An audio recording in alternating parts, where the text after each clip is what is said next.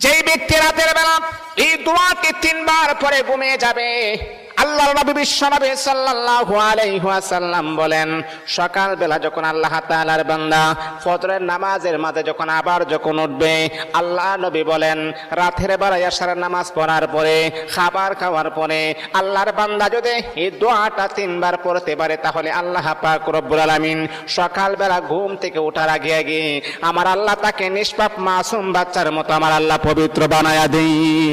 দোয়াটা সবাই আমরা জানি, আমরা সবাই কিন্তু দোয়াটা জানি, কিন্তু আমরা আমল করি না। দোয়াটা হলো আস্তাগফিরুল্লাহাল্লাযী লা ইলাহা ইল্লা হুয়াল হাইয়ুল কাইয়্যুম ওয়া আতুবু ইলাইহি লা হাওলা ওয়ালা কুওয়াতা ইল্লা বিল্লাহিল আলিয়্যিল আযীম। 3 বার যদি আপনি পড়তে পারি, ইনশাআল্লাহ আল্লাহ পাক রব্বুল আলামিন আমার আপনার জীবনের সমস্ত গুনাহগুলোকে আমার আল্লাহ ক্ষমা করে দিবে।